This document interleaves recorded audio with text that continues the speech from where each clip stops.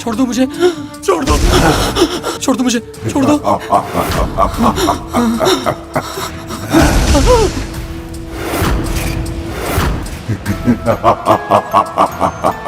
मुझे बख्श दो, बख्श दो, मुझे माफ कर दो, जाने दो, मुझे छोड़ दो, मुझे छोड़ दो। अवश्य ही सोनतोत जी का स्वर है, अर्थात वो भीतर है, परंतु ये राक्षस किसी भी पल इनके प्राण ले सकता है।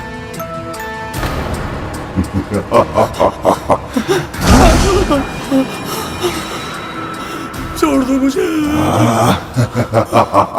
मैं हाथ जोड़ता हूँ, मत खाओ मुझे, छोड़ दो।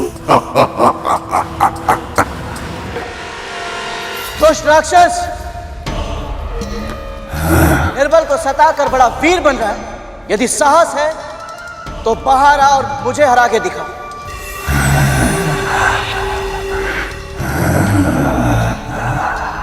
गुफा में छिपकर तो कायर गुर्राते हैं, यदि साहस है तो बाहर आ और मेरा सामना करके दिखा। प्रतीत होता है कि तुझे लुका छुपी का खेल बहुत पसंद है। यदि 3 गिनने तक तू बाहर नहीं आया तो मैं तेरी मृत्यु बनकर भीतर आ जाऊंगा। मत खाओ मुझे, छोड़ दो।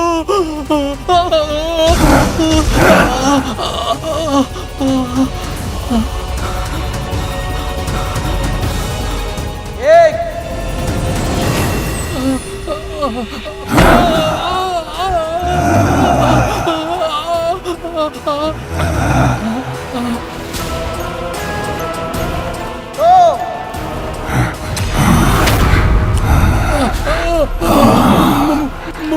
मत खाओ मुझे, छोड़ दो।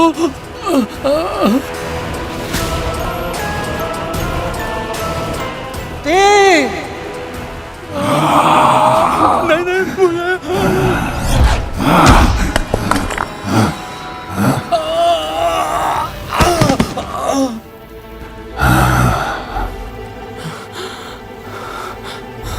ओए, इधर उधर क्या देखता है? मैं यहाँ हूँ।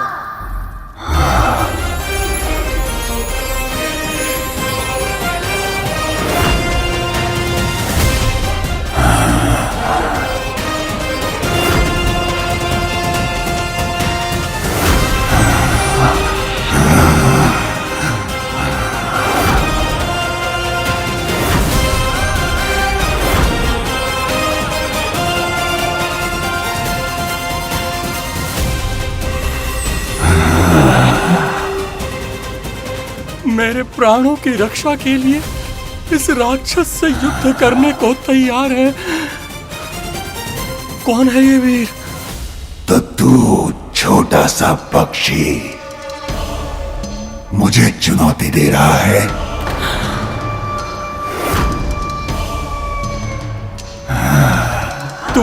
तुम सचमुच बहुत छोटे हो।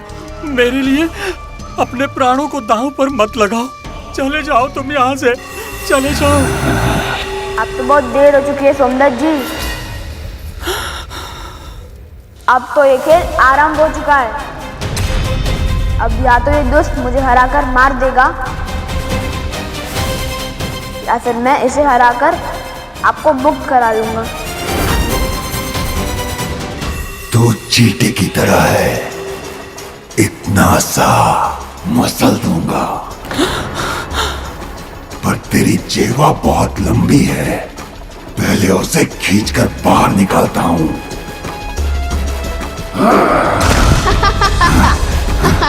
आजा।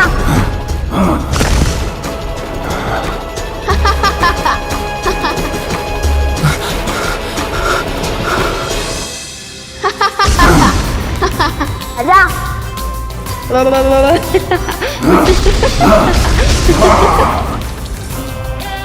तुम तो सचमुच इस राक्षस को खेल खिला रहे हो। हे ईश्वर, आपका बहुत बहुत धन्यवाद। आपने मेरी रक्षा के लिए अपने इस नन्हे दूत को भेजा।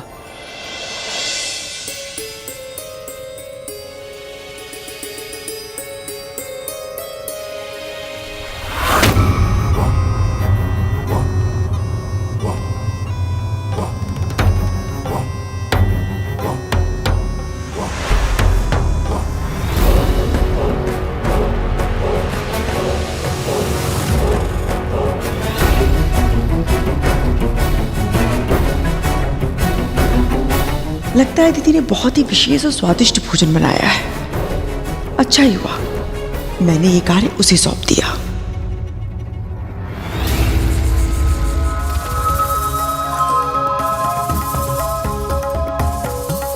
पर ऐसा भी क्या बनाया है कि उसकी सुगंध यहां तक आ रही है?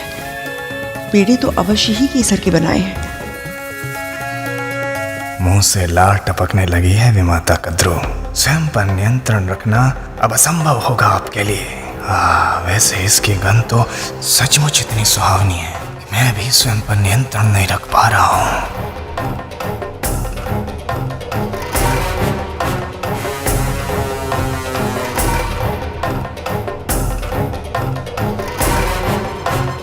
भले ही अभी चख नहीं सकती, पर एक बार जाकर देख तो सकती हूँ ना।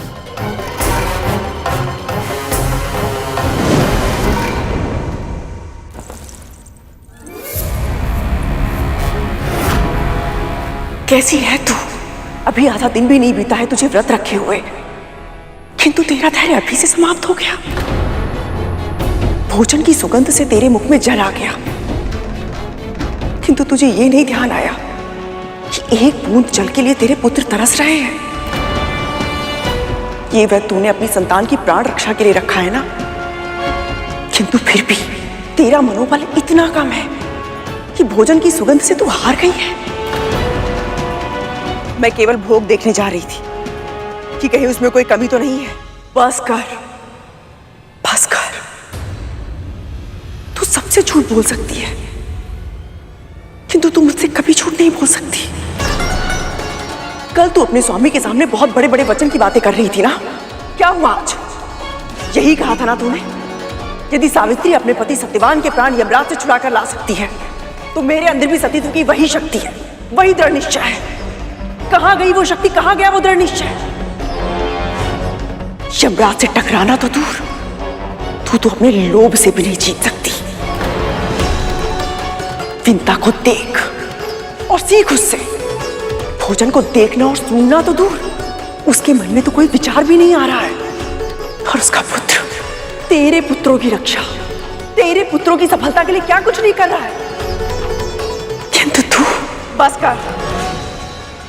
ना मुझे विंता की स्तुति सुननी है, ना ही उसके पुत्र की। और मैं अच्छे से जानती हूं कि मैं क्या कर रही हूं, मेरे किस कर्म का क्या परिणाम होगा, कि तू मुझे नहीं बताएगी। आजा आजा आजा आजा।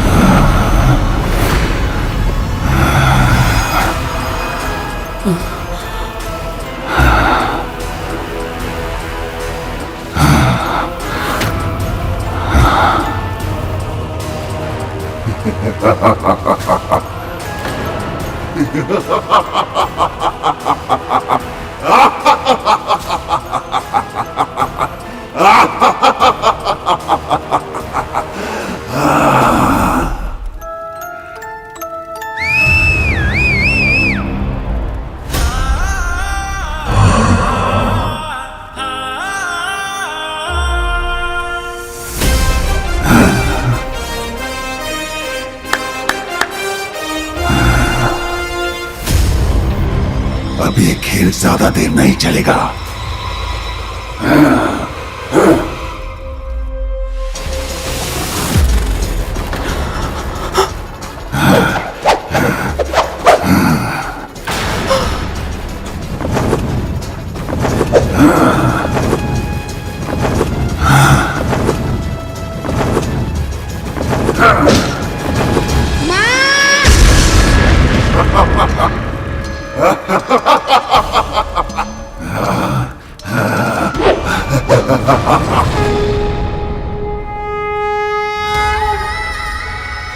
गरुड़,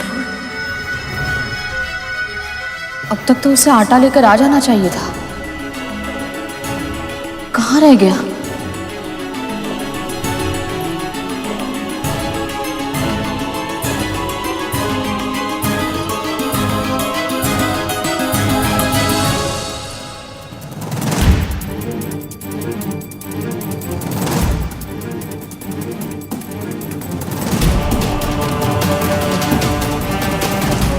झड़प तो बहुत लंबी खींच गई।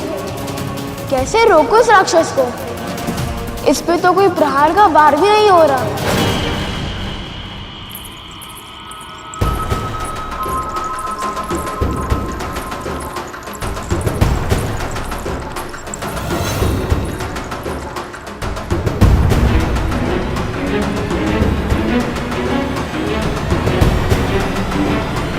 व्रत के भोग में तो साधारण व्यंजन बनते हैं, तो फिर रसोई गृह से ये स्वादिष्ट और मसालेदार व्यंजनों की सुगंध क्यों आ रही है?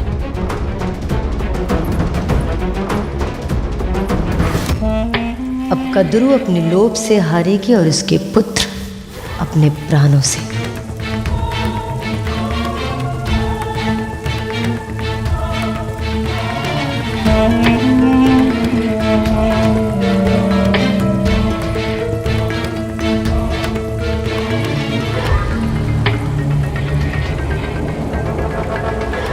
ये खाने की सुगंध से अपने मन को लालायित होने से क्यों नहीं रोक पा रही हूं मैं?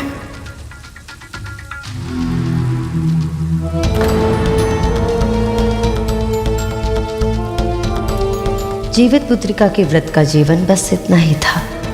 अब अवश्य टूटेगा ये व्रत।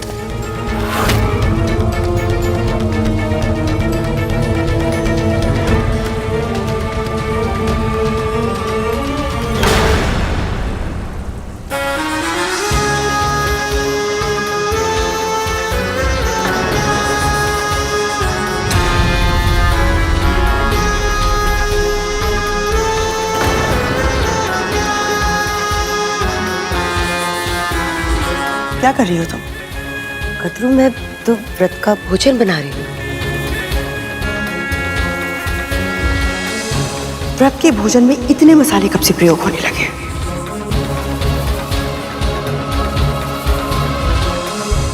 और ये तड़का?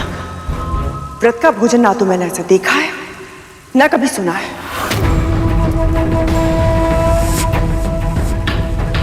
कद्रू, मुझे भी पता है कि तुम ये सब नहीं खा सकती हो। ये तो तुम्हारे पुत्रों मेरे पुत्रों को ढाल बनाकर तलवार मत चलाओ दीदी।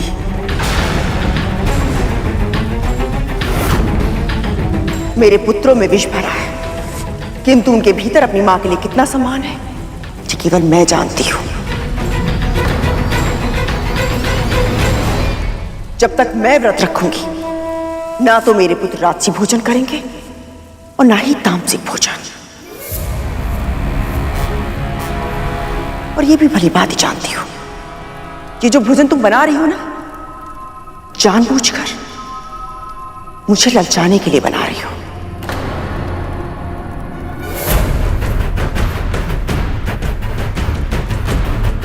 कद्रू की इच्छा शक्ति इतनी दुर्बल नहीं है।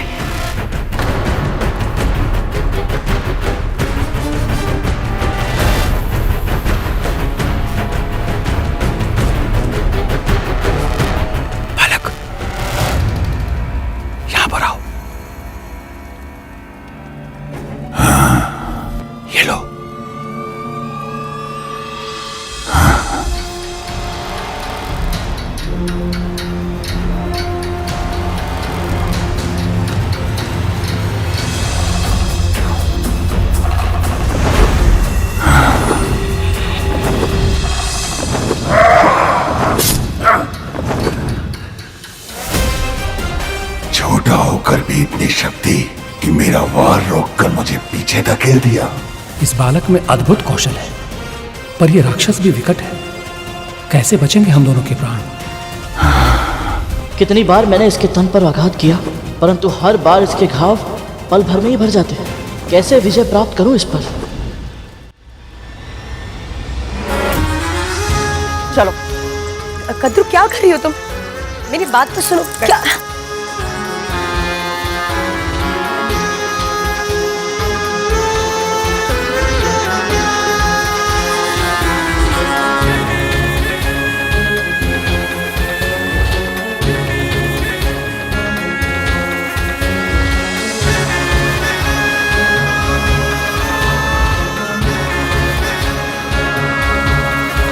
जो क्षण भर के लिए मुझे क्रोध आया था, ये उसका प्रायश्चित है। आज मैं तुम्हें अपने हाथों से खिलाऊंगी। और तुम्हें खाना भी होगा। तभी मुझे विश्वास होगा कि तुम्हारी भावनाओं को मेरे वचनों ने आहत नहीं किया है और मेरा व्रत टूटा नहीं है। कदरू, लो।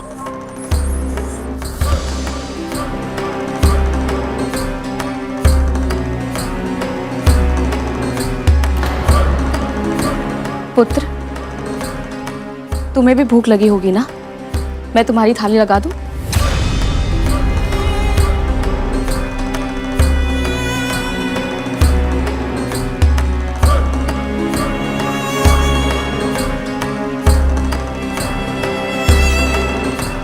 प्रभु विष्णु, आपकी बहुत बहुत कृपा कि आपने कद्रू दीदी की इच्छा शक्ति को दृढ़ बना दिया। पर अब मुझे सतर्क रहना होगा ताकि दीदी फिर से ऐसा कोई प्रयत्न ना कर पाए।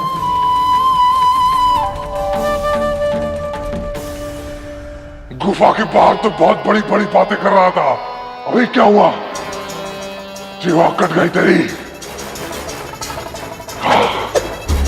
अभी तक तो मैं इसके हर वार को काट पाया हूँ, परंतु सत्य तो यही है कि इतने समय तक युद्ध के बाद भी थकान केवल मुझे ही हो रही है। इस राक्षस की ऊर्जा तो घट ही नहीं रही। कायरों की तरह छिप मत, सामना कर मेरा।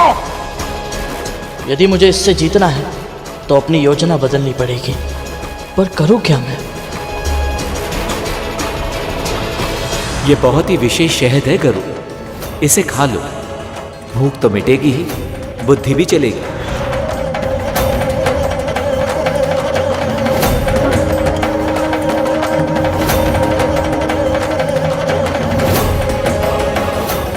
आज तो माँ का व्रत है, उन्होंने पूरे दिन कुछ नहीं खाया, तो फिर मैं ये कैसे पी सकता हूँ?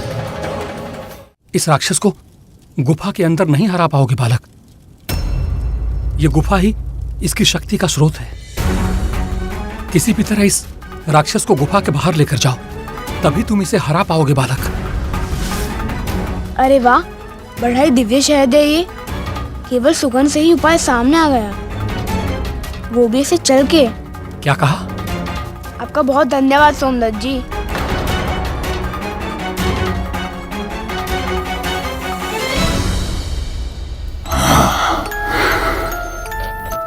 आजा आजा।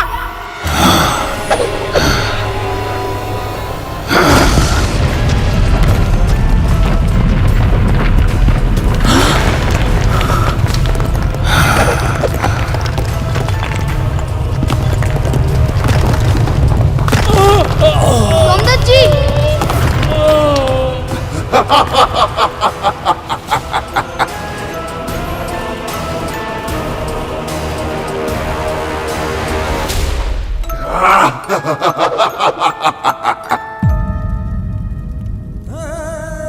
आपकी पत्नी को बहन कहकर पुकारा था मैंने, और वचन दिया था कि आपको सुरक्षित लेकर आऊंगा। पर अब मैं अपना वचन कैसे पूरा कर पाऊंगा? और माँ के लिए आटा भी तो ले जाना है। अब इसकी आज्ञा मैं किससे लूंगा?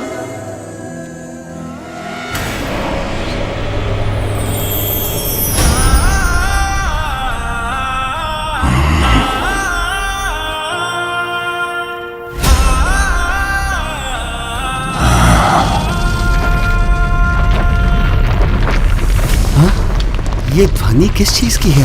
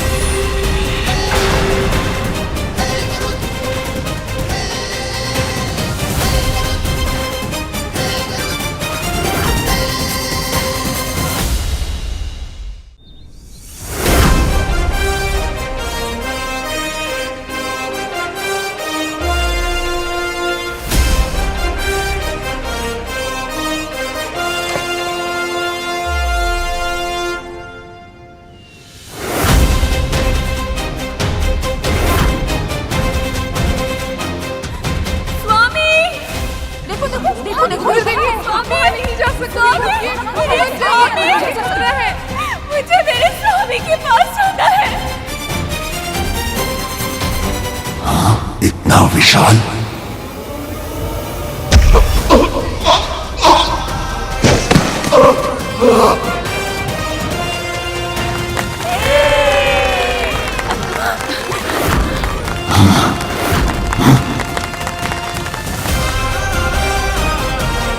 नहीं नहीं नहीं, क्षमा कर दो मुझे।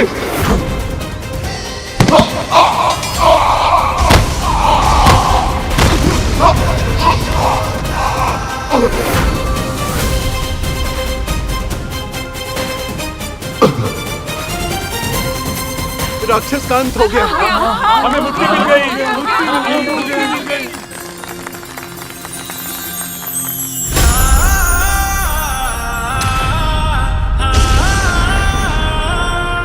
भगवान ने हमारी प्रार्थना सुन ली। हाँ, भगवान ने हमारी प्रार्थना सुन ली। भगवान स्वयं दूत बनकर आए हैं, वो देखिए।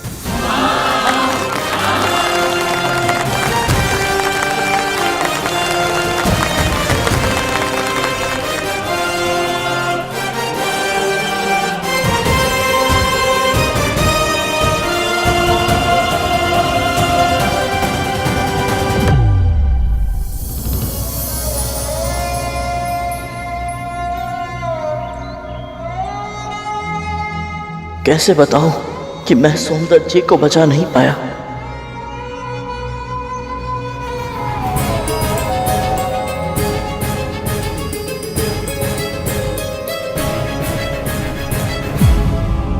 स्वामी,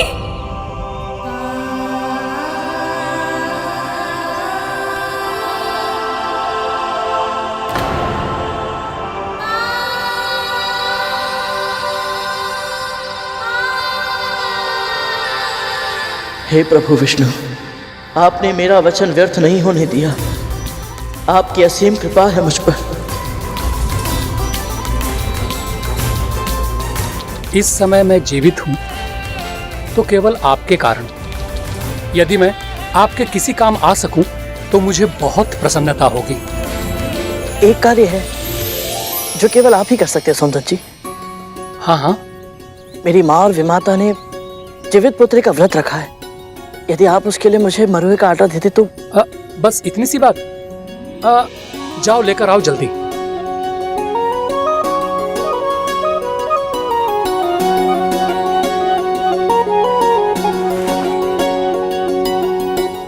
आपका बहुत बहुत धन्यवाद।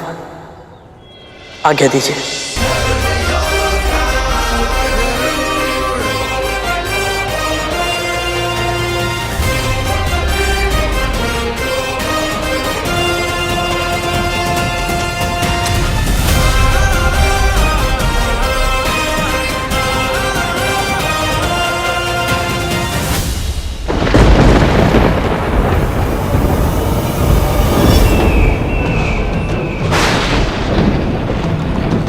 इस परछाई को देखकर मुझे पुनः भय का आभास क्यों हो रहा है?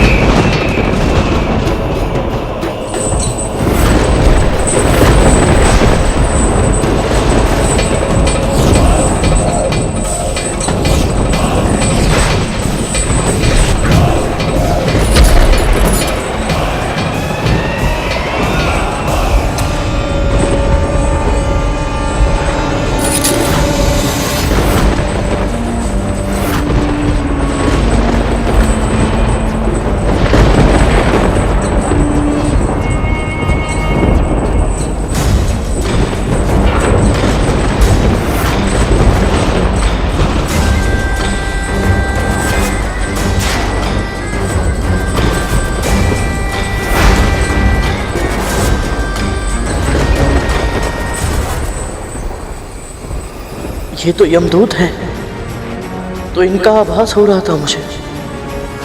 पर ये मेरा भ्रम है या सच में ये मुझे चुनौती देकर गए हैं कि शीघ्र ही ये मेरे भाइयों को भी ऐसे ही ले जाएंगे। प्रभु विष्णु, रक्षा कीजिए, मेरे भाइयों के साथ ऐसा मत होने दीजिए।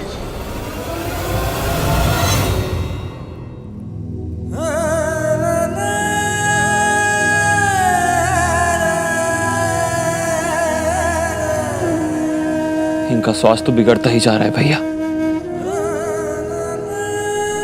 आपको क्या लगता है मां का व्रत सफल होगा? तू कल्पना भी नहीं कर सकता कालिया कि एक बड़े भाई को कितना कष्ट होता है जब उसे अपने छोटे भाई को यह कहना पड़े कि जो तू प्रश्न पूछ रहा है उसके उत्तर नहीं है मेरे पास। यही सत्य है।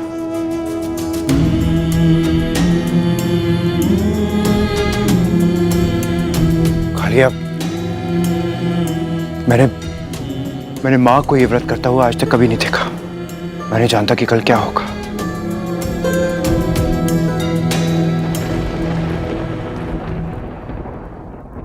जानते हो भैया, यदि धूमल अभी बोल सकता तो क्या बोलता? यही कि दासी मां भी ये व्रत रख रही हैं, इसलिए इस व्रत की सफल होने की आशा और भी अधिक है। हम सदैव इन्हें डांटते रहे भैया, किंतु एक बात तो माननी पड़ेगी, तख्तू धूमल ने जब भी कुछ कहा सत्य ही कहा। उठो सब, महाराज अनर्गल प्राप्त सुनने को तरस गया हूं मैं। वचन देता हूं तुम सबको, मैं सबको वचन देता हूं कि आज के बाद मैं किसी को नहीं सताऊंगा, किसी को तंग नहीं करूंगा। एक बार आंखें खोलो। आपका ये वचन मैं भी निभाऊंगा भैया, सबका साथ हमेशा निभाऊंगा। बस शीघ्र ही तुम सब स्वस्थ हो जाओ मेरे भाइयों, शीघ्र ही स्वस्थ हो जाओ।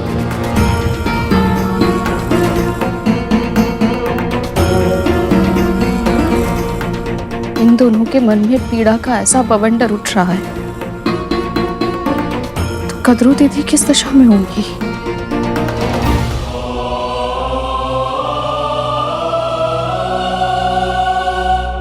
सूर्यदेव ने हमारे अरुण को अपने रथ का सारथी बना लिया है। सच?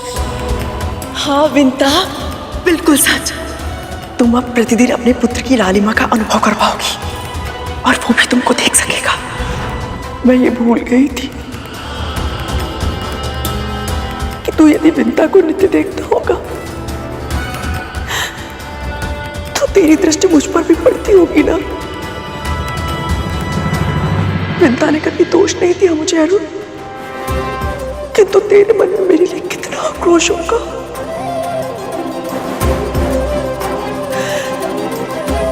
आज अपने पुत्रों की पीड़ा का अनुभव हुआ तो ना जाने क्यों मुझे तेरा स्मरण आया।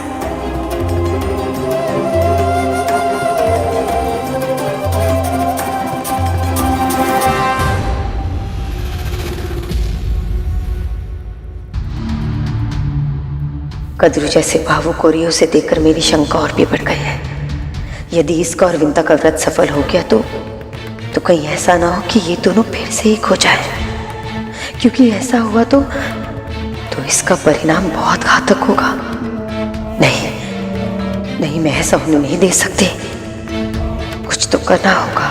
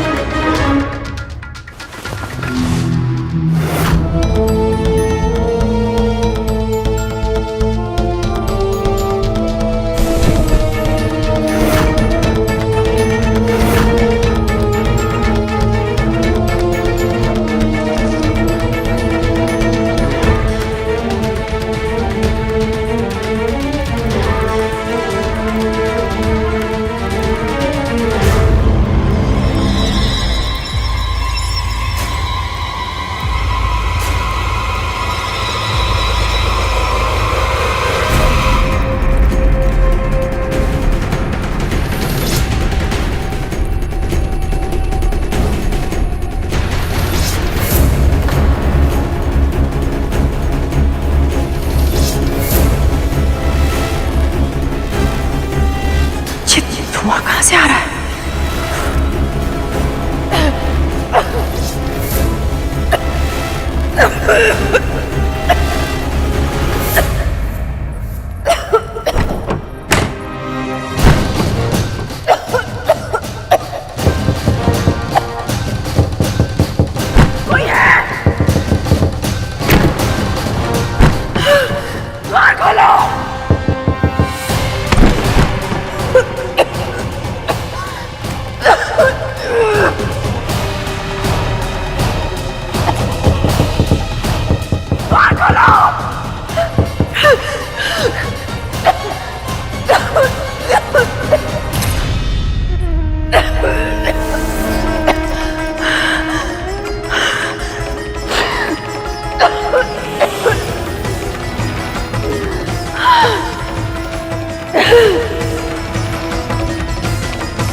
बस एक बार कद्रू जल पी ले तो इसका जीवित पुत्रिका का व्रत टूट जाएगा।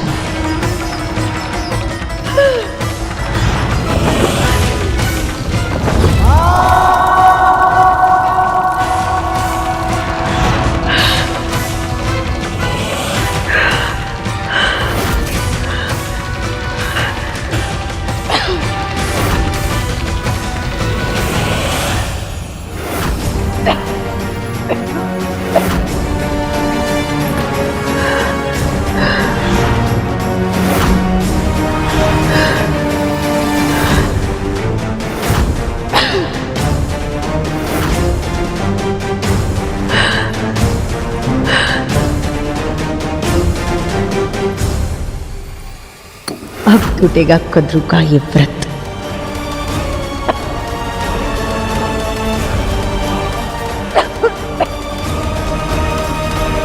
दीदी,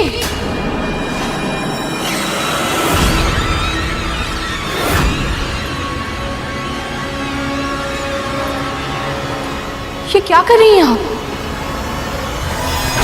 दीदी,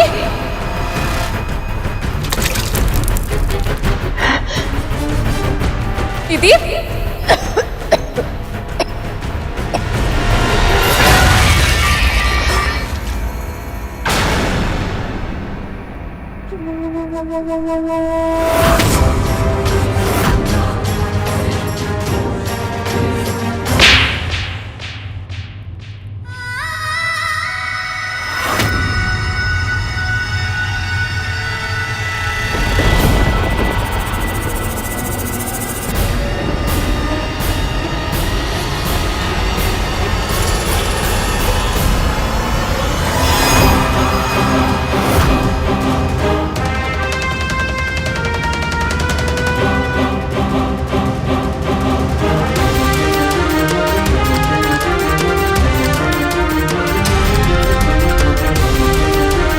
मुझे क्षमा कर दीजिए दीदी। मैं तो बस आपको निर्जला व्रत तोड़ने से रोकने का प्रयास कर रही थी। यदि आपने ये जल पी लिया होता तो आपके पुत्र।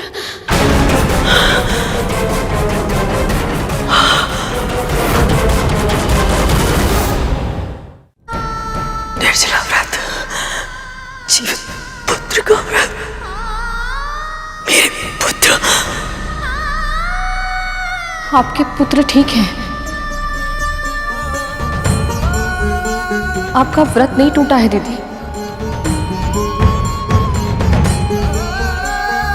पर आप पर हाथ उठाकर आपको जो कष्ट मैंने पहुंचाया है उसके लिए मुझे क्षमा कर दीजिएगा।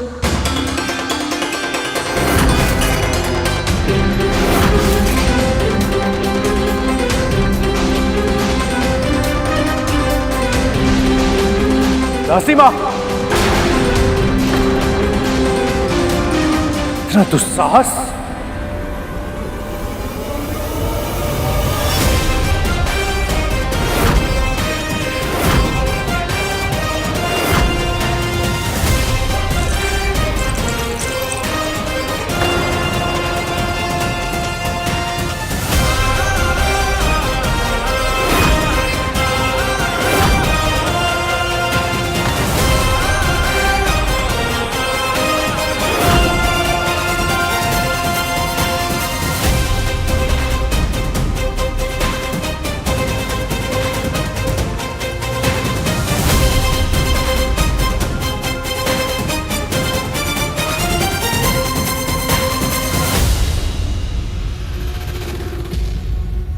क्या लगता है तुझे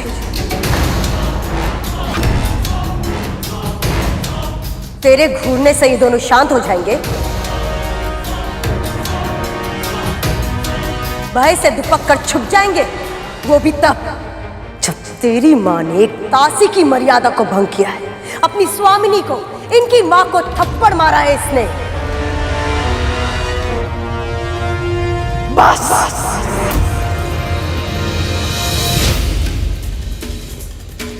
सब शांत। खतरू, इसने, इस दासी ने तुझे थप्पड़ मारा तो मुझे शांत होने के लिए कह रही है? क्षमा कर रही हूं इसे।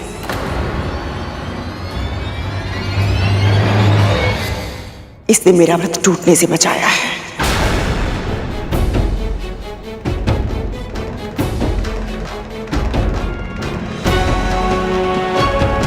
अचानक ही मुझे भीषण प्यास लग गई। सत्य कहूं तो मैंने संयम खो दिया था। यदि विंता आज मुझे नहीं रोकती तो मेरे पुत्र। किंतु माँ, आपको अचानक से इतनी प्यास क्यों लगी?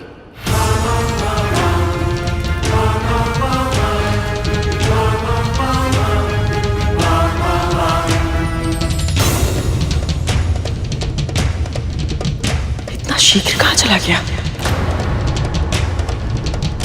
क्या माँ? धुआं। इस कक्ष में अचानक से इतना धुआं भर गया था कि मेरा सांस लेना भी असंभव हो गया था।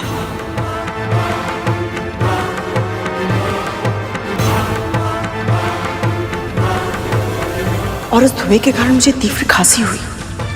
खांस खांस के मेरा गला सूख गया और एक पल के लिए ऐसा लगा कि मेरे प्राण निकल जाएंगे। तभी मुझे जल दिखाई दिया और एक क्षण के लिए भूल गई मैं कि मेरा व्रत है। पर कक्ष में इतना धुआं हुआ कैसे मां?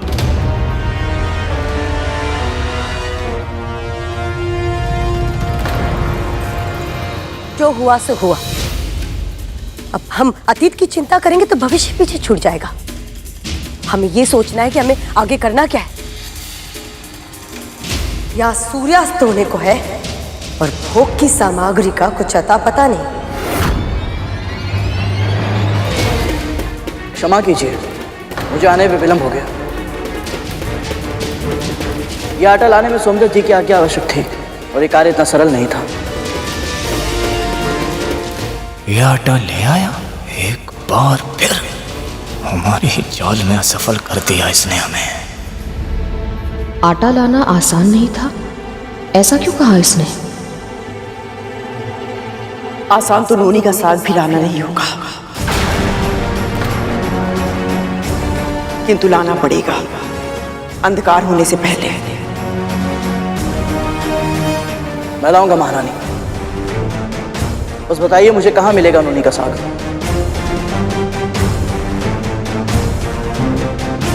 उसे लेने के लिए तुझे महर्षि अगस्त्य के आश्रम जाना होगा।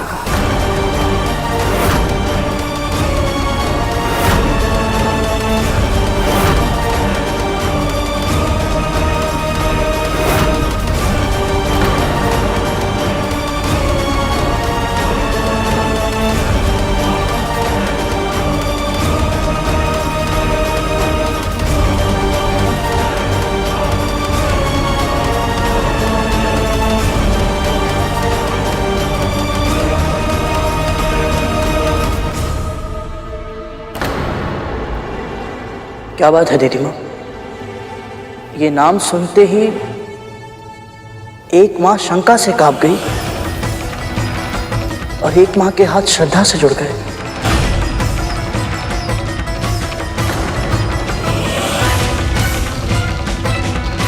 कौन है महर्षि अगस्त्य?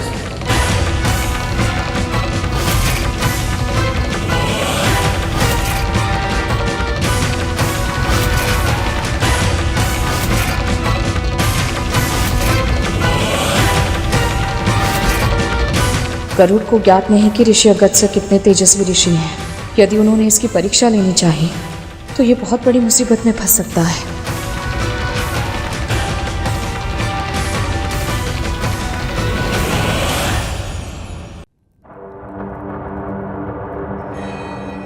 विंता, मैंने तो सुना था कि तूने अपने पुत्र को ज्ञान ध्यान की सारी बातें बताई हैं, फिर भी इसे अगस्त्य महर्षि के बारे में नहीं पता, जिसके सामने पर्वत भी झुक जाते हैं। पर्वत भी झुक जाते हैं?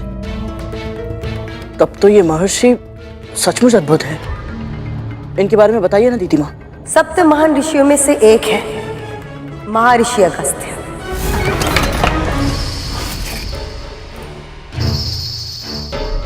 इतने शक्तिशाली हैं, इतने शक्तिशाली कि एक बार उन्होंने विशाल पर्वत को भी विवश कर दिया था अपनी आज्ञा मानने के लिए।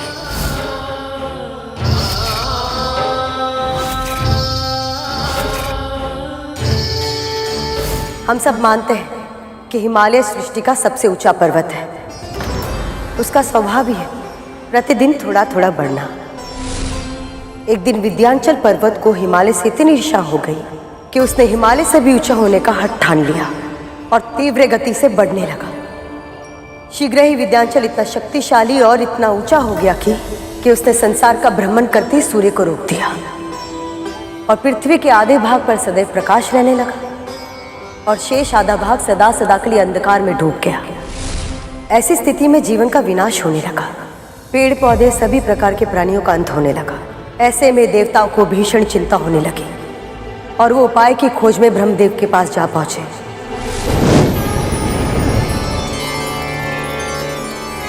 प्रणाम ब्रह्मदेव।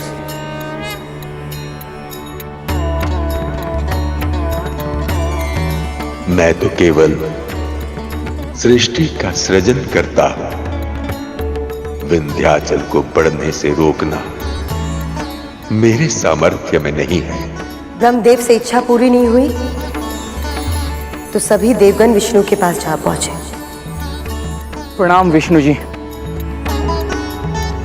सृष्टि में जो होता किसी न किसी कारण से ही होता और इसीलिए आपकी समस्या का समाधान करना मेरे लिए संभव नहीं। विंध्याचल के विकास को रोकने का उपाय महादेव शिव शंकर ही कर सकते हैं। संपूर्ण ब्रह्मांड में केवल एक ही महात्मा है जो पृथ्वी पर छाए इस संकट का समाधान कर सकते हैं और वो है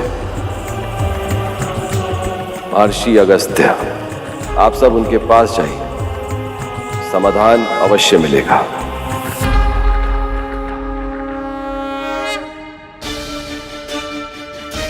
प्रणाम अगस्त्य ऋषि। विंध्याचल से भी बड़ा उसका अहंकार है। एक बार वो अहंकार समाप्त हो जाए तो आपकी समस्या अपने आप समाप्त हो जाएगी। पर उसका यह अहंकार समाप्त कैसे होगा?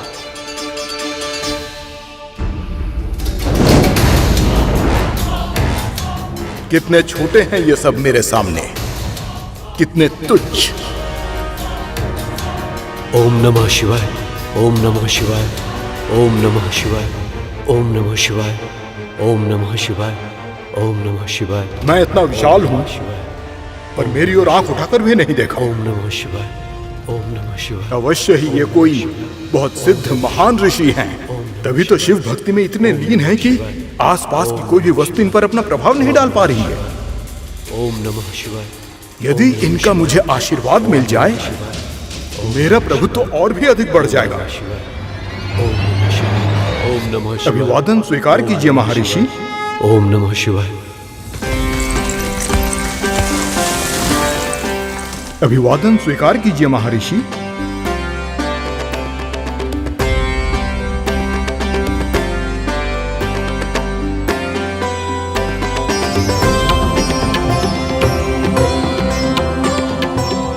कितना मनोहर है ये सब, ये धरती, ये आकाश, इन्हीं सब से तो मेरी सुंदरता भी है।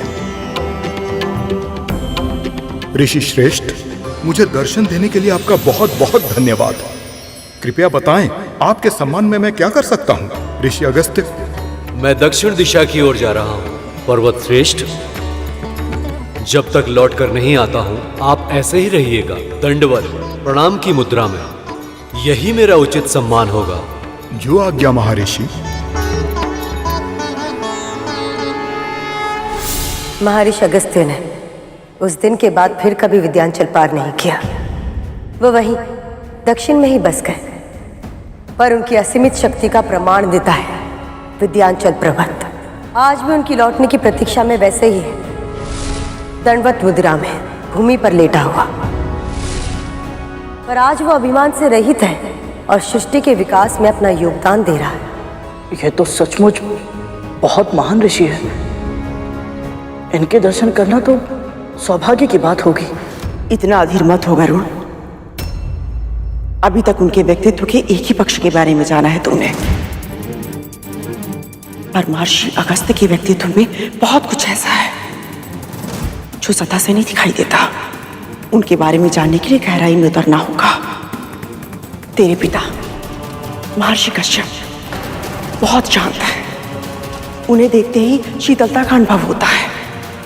किंतु वहीं दुर्वासा ऋषि, जिन्हें देखते ही क्रोध की अग्नि का अनुभव होता है। किंतु महर्षि अगस्त्य इन दोनों से भी विकट है। उनका व्यवहार अप्रत्याशित होता है। वो कब क्या करेंगे, किस पर प्रसन्न होंगे, किस पर क्रोधित होंगे और किसको अपना वरदान देंगे और किसको अपना श्राप, इसका अनुमान लगाना असंभव है।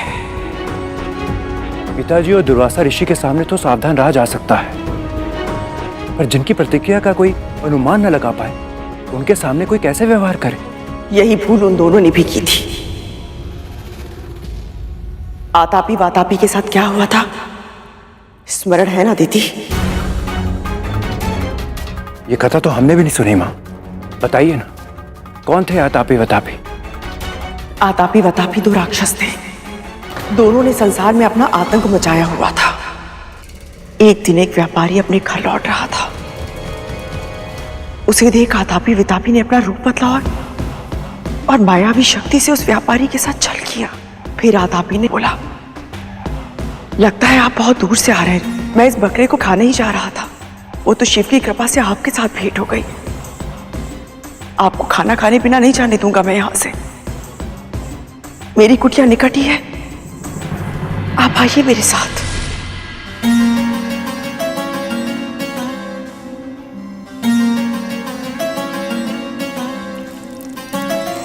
भोजन बहुत ही स्वादिष्ट बनाया था आपने।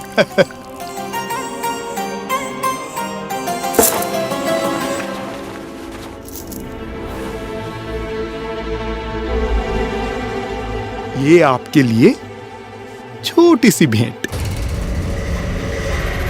बकरा बड़ा था, भोजन स्वादिष्ट, और भेंट ये इतनी छोटी सी।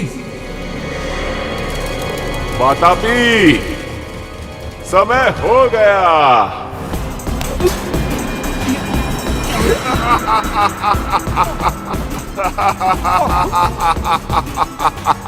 वातापी।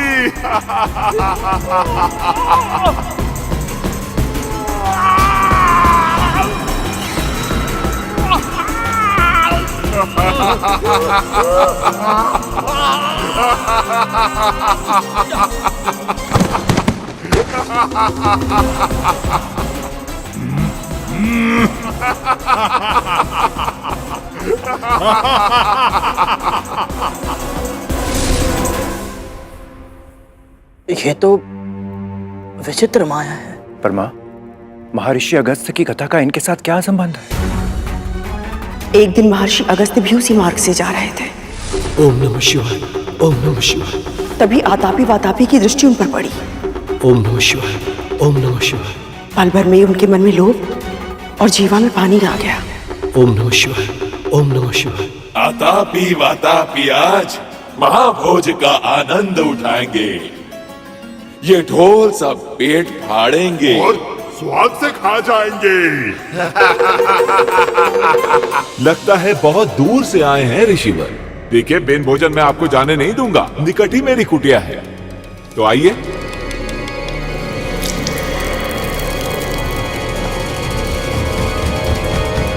जीर्णाम जीर्णाम वातापी जीर्णाम।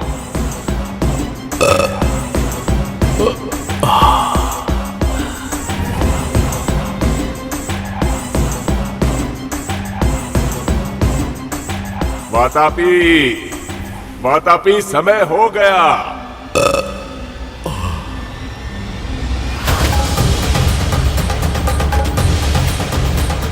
वातापी, समय हो गया। वातापी बाहर निकल। क्या किया है तूने मेरे भाई के साथ ऋषि? बता तूने क्या किया है? कहाँ है मेरा भाई? तुम्हारा भाई? मैंने कहा था, तुमने सुना नहीं?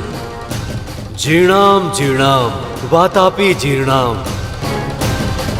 इस मंत्र के उच्चारण से भारी से भारी भोजन पचा सकते हैं। तुझे इसका दंड मिलेगा।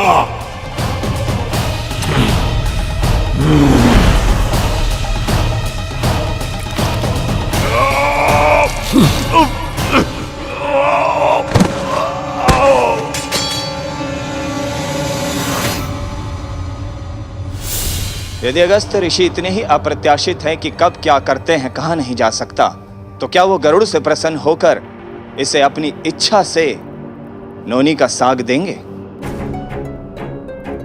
ये कार्य कठिन है, परंतु असंभव नहीं।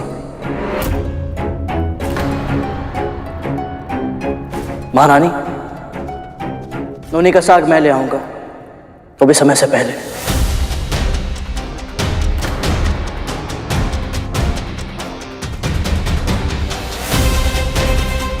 तुझे लाना ही होगा गरुड़। मेरे पुत्रों के प्राण आधर में है। अवश्य लाऊंगा महारानी, फिर चाहे मुझे अपने प्राण ही क्यों ना देने पड़े।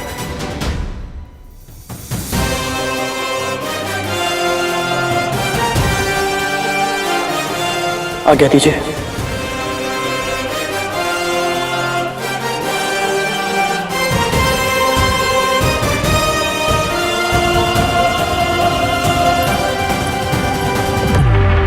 मैं गरुड़ के असफल होने की प्रतीक्षा नहीं कर सकती।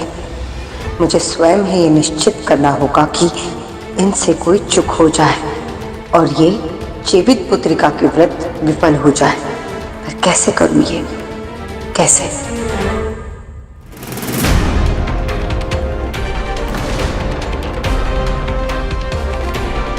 सूर्यदेव अस्त होने ही वाले हैं। मुझे शीघ्रता करनी होगी।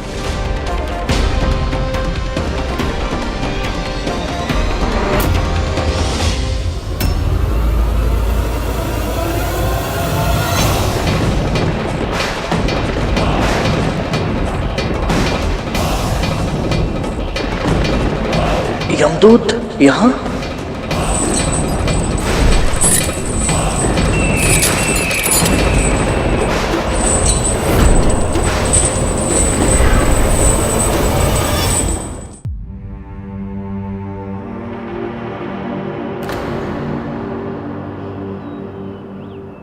क्या देख रहा है गरुड़?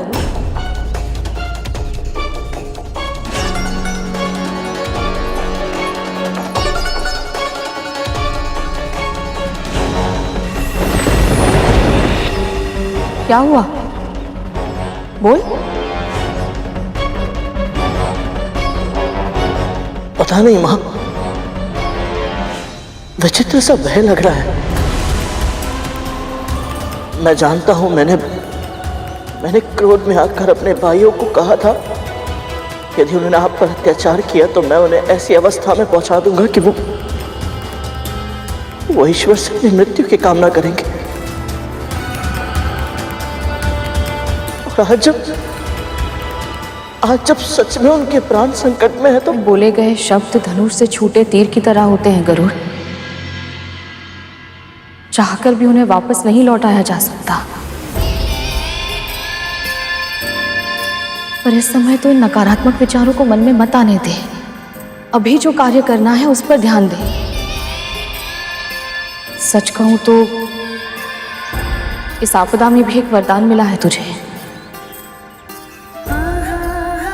हाँ गरुड़,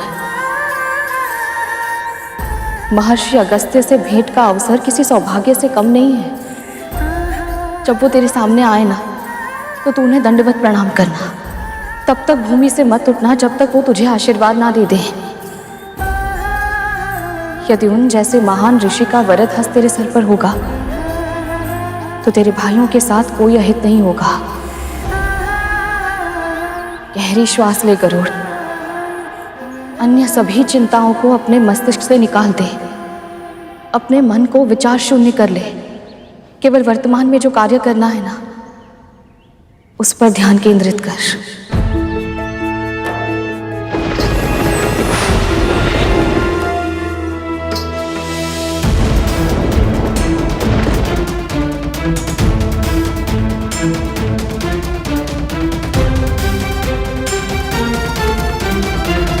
आज्ञा दीजिए मां।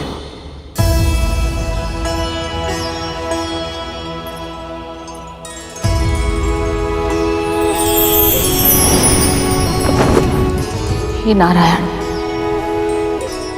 इसे सफल बनाइए।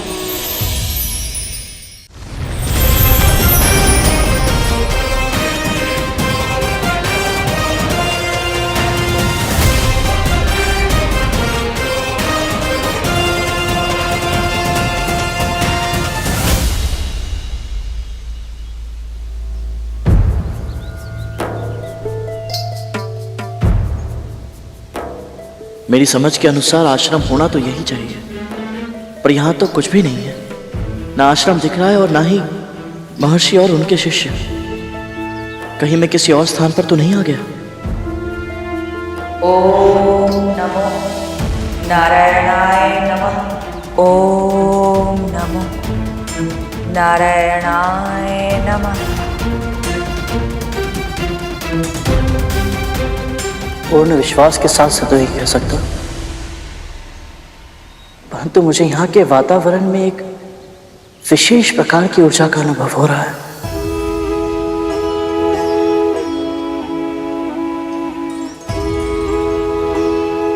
यदि आप सब महर्षि अगस्त्य की साधना शक्ति के साक्षी रहे हैं, तो कृपया मुझे भी उनकी आभा का दर्शन करवाइए। कोई संकेत दीजिए मुझे।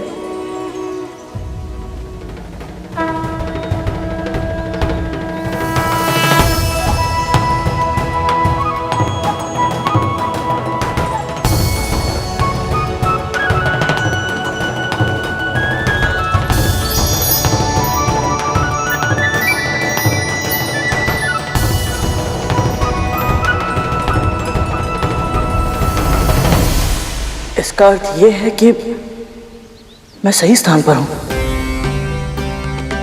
अब बस महर्षि के दर्शन प्राप्त हो जाए।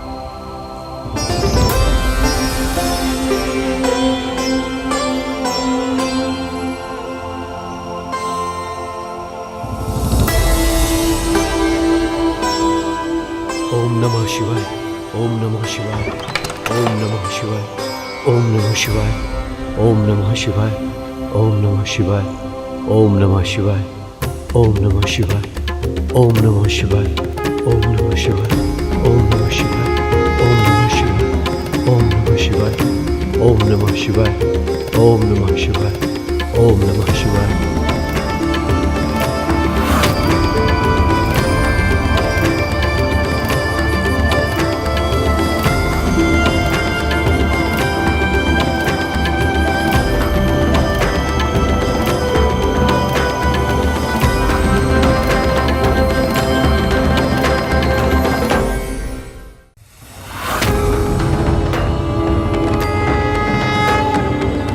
महर्षि अगस्त्य से भेंट का अवसर किसी सौभाग्य से कम नहीं है। जब वो तेरे सामने आए ना, तो तू उन्हें दंडवत प्रणाम करना। तब तक भूमि से मत उठना जब तक वो तुझे आशीर्वाद ना दे दे।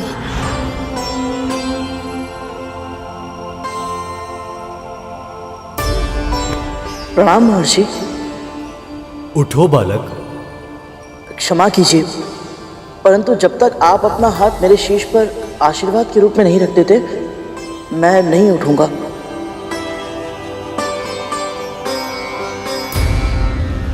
इस दासी ने तुझ पर हाथ उठाया कद्रू, और तुमने इसको तन तक नहीं दिया। ऐसे नियंत्रित करी तुम इस विंता और उसके पुत्र को।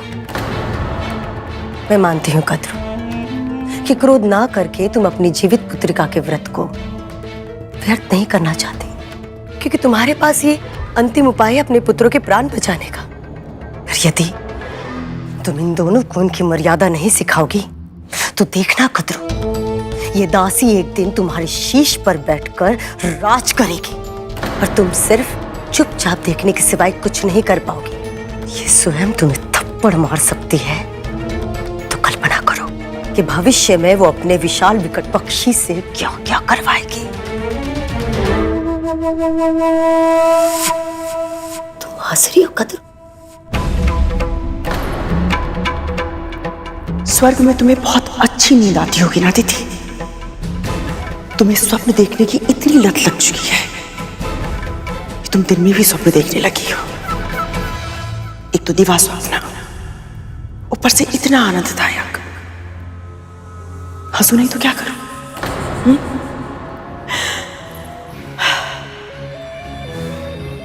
मैं तो कल्पना भी नहीं कर सकती कि ये तब्बू विंता, जिसका हर दूसरा शब्द क्षमा कर दीजिए से प्रारंभ होता है, वो कभी मेरे सामने शीश उठाकर राज भी कर पाएगी। वो मेरे समक्ष एक चींटी के समान है। जैसे एक चींटी अपने भार से सहस्त्र गुणा अधिक भार उठाकर चलती है, वैसे ये भी कभी अपराध बोध का, कभी अपने वचन का, कभी अपनी अच्छाई का और कभी दया का बोझ उठाकर शीश पर लाद कर चलती है। ये मेरे सामने अपना स्वर उठाए, असंभव है। ये असंभव।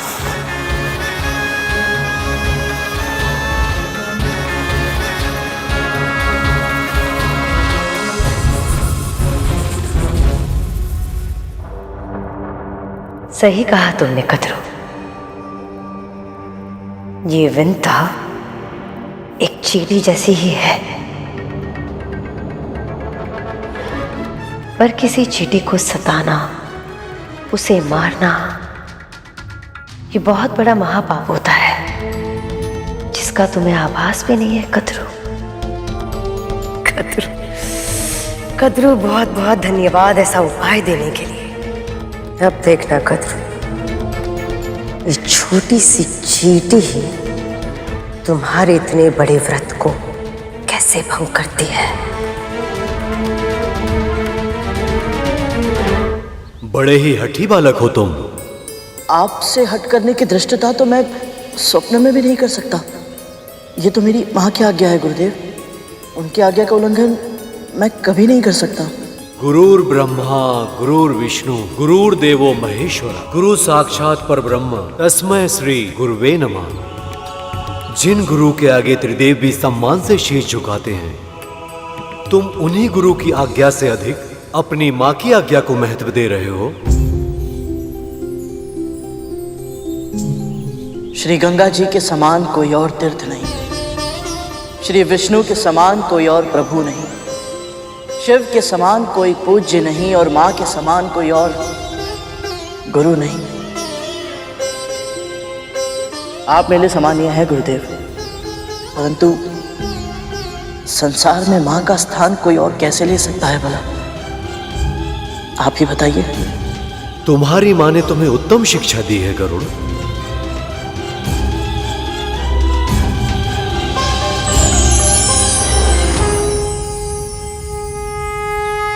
कल्याण हो गरुड़।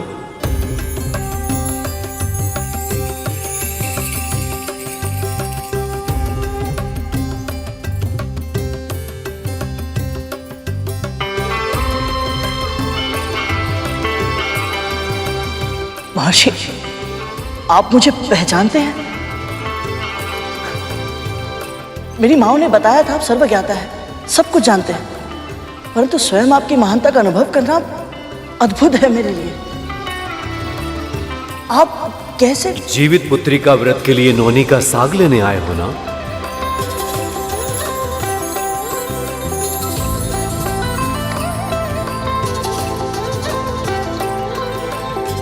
ये रहा।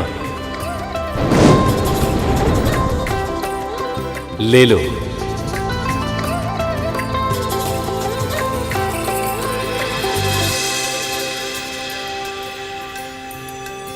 आपका बहुत बहुत धन्यवाद।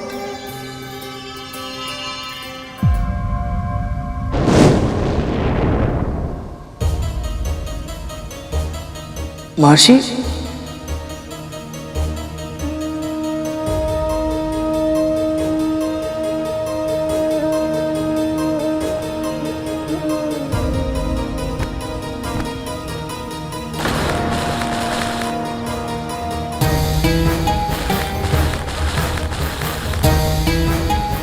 महर्षि, सही टोकरी पहचान लो और नोनी का साग लेकर जाओ।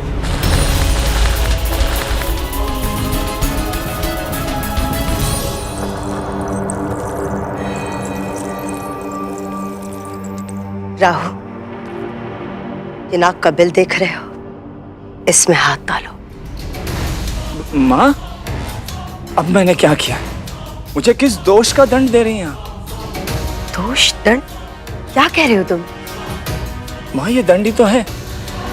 मैं नागों के बिल में हाथ डालूंगा तो नाग डस लेंगे मुझे। नाग डसने के लिए बिल में भी तो होने चाहिए ना राहु। वो महल में है, अपने अर्धमृत भाइयों की सेवा कर रहे हैं, समझे? ओह हाँ, पर फिर ये सब क्यों? चींटियां चाहिए मुझे। हाँ, मुझे तो लगा था गोबर उठाने से अधिक विचित्र कार्य और कुछ नहीं है, पर आपने तो उससे भी अधिक विचित्र कार्य दे दिया मुझे। माँ, चींटियां क्यों चाहिए आपको? बकवास मत करो, व्यर्थ के प्रश्न पूछकर समय मत नष्ट करो। जो कह रही हूं करो, हाथ डालो। आप कह रही हैं तो, पर माँ,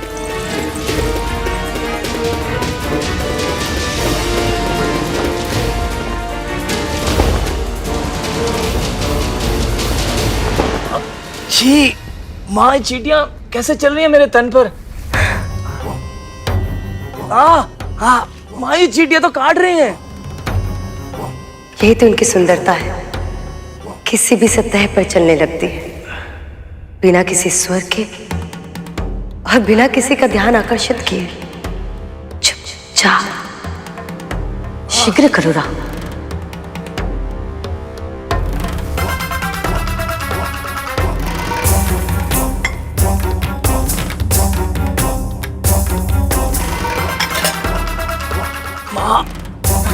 पकड़ो,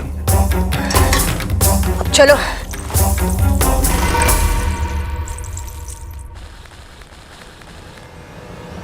ये कैसा खेल है?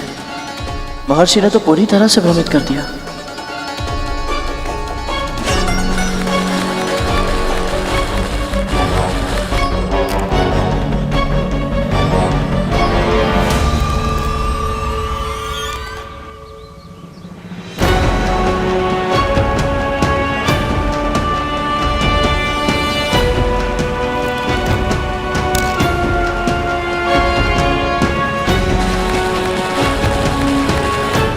ये अंतिम अवसर है गुरु। यदि तुमने इस बार चूक कर दी तो तुम्हें नोनी का साग लिए बिना ही लौटना होगा।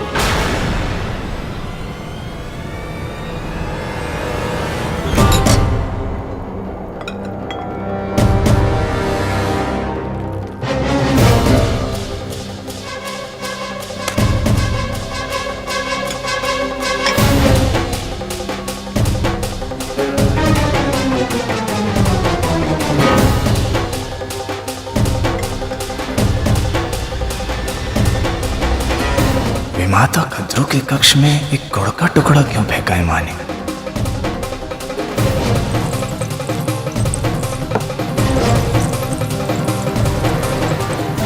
राहु, पकड़ो इसे ध्यान से।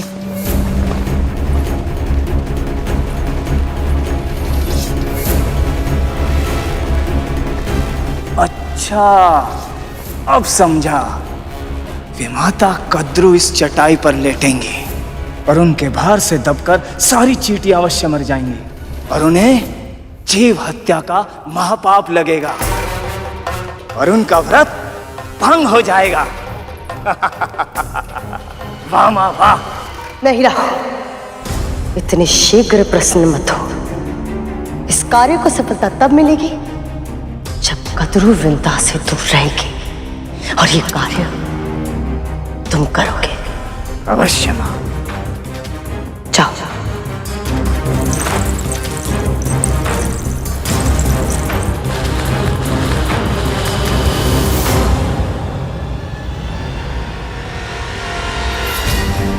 सूर्यदेव भी अब किसी भी क्षण अस्त हो जाएंगे। क्या करूं मैं? गहरी श्वास ले गरुड़। अन्य सभी चिंताओं को अपने मस्तिष्क से निकाल दे। केवल वर्तमान में जो कार्य करना है ना, उस पर ध्यान केंद्रित कर।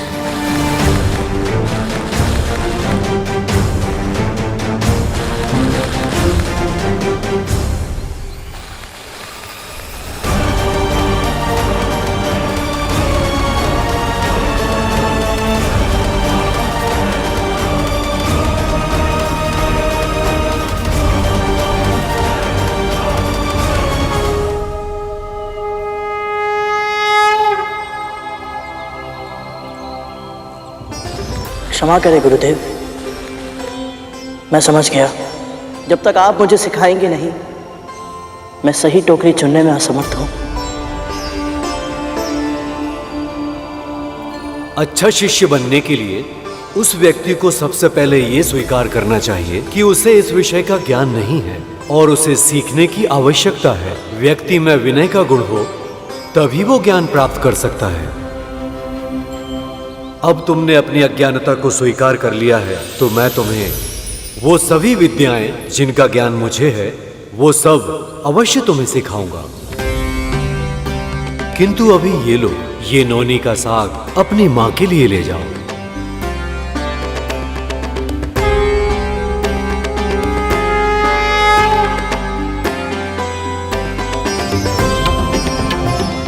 आपका बहुत बहुत धन्यवाद मौसी।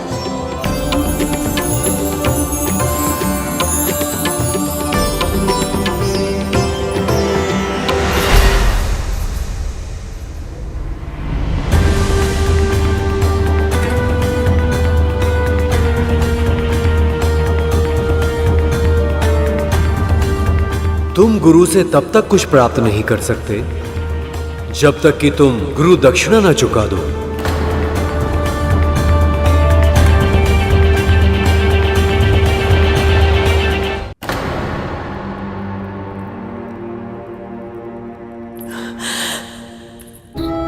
मैं जानती हूं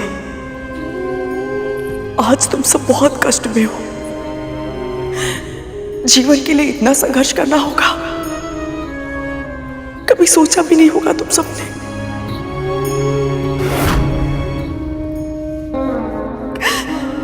और इस संघर्ष में इतनी आसानी पीड़ा,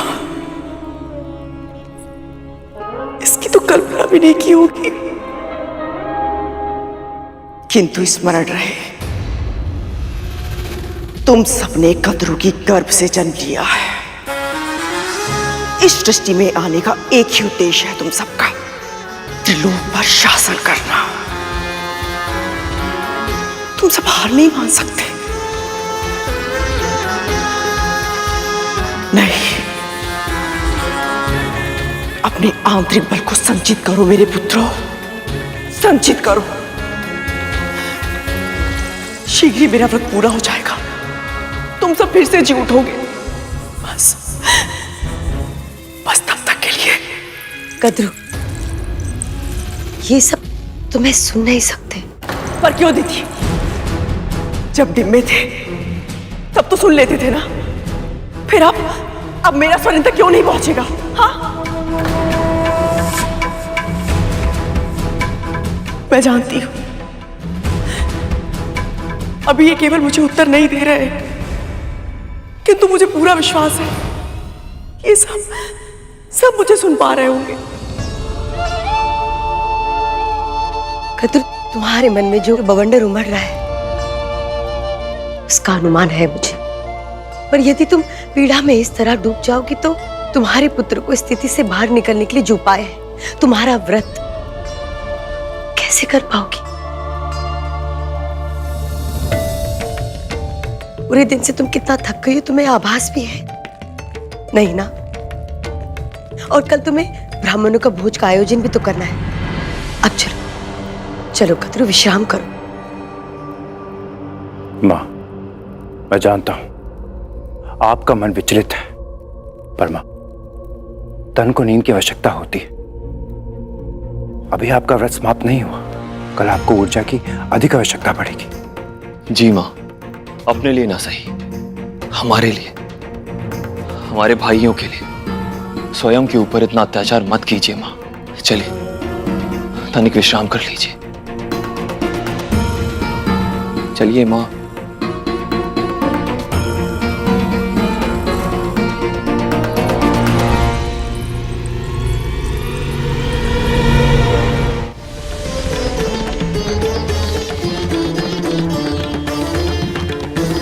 आप जैसे महान सर्वज्ञाता महर्षि को भला मैं क्या दे सकता हूं?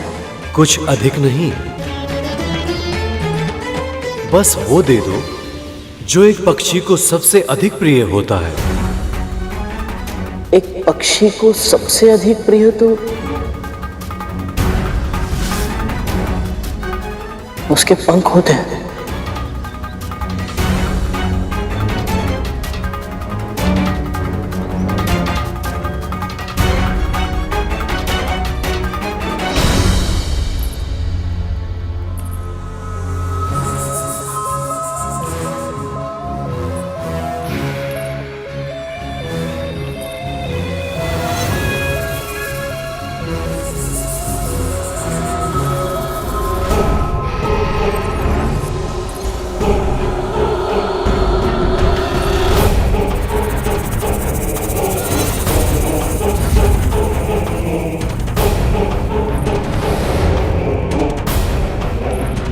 जैसे ही कद्रू इस आसन पर विश्राम करेगी, उसके भार से अनेक चींटियां मर जाएंगी और जीवित हत्या के दोष में उसके जीवित पुत्रिका का व्रत टूट जाएगा।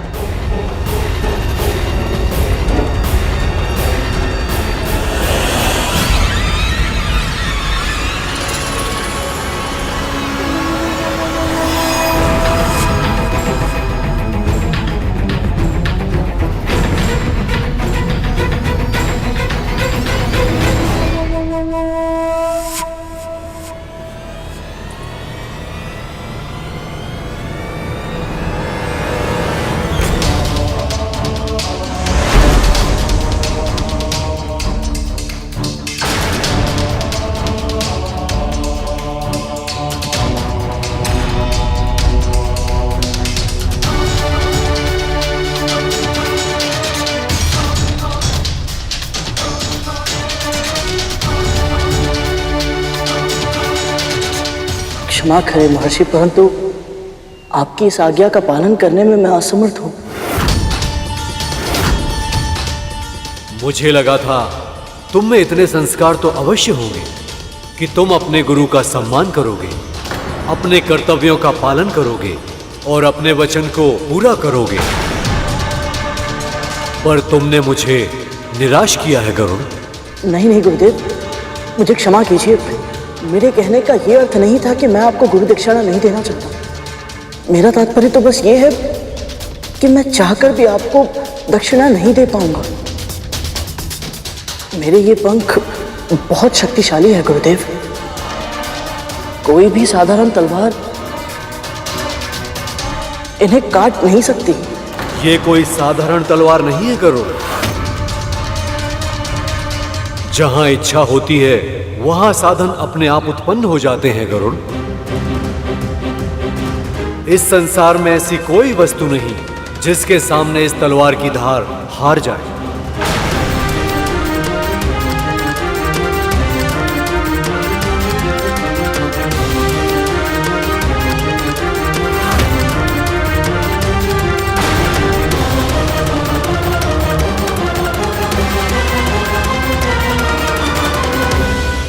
पक्षीराज गरुड़ के साहस भरे कारनामे देखने के लिए चैनल को सब्सक्राइब करें और साथ ही बेल आइकॉन दबाना न भूलें।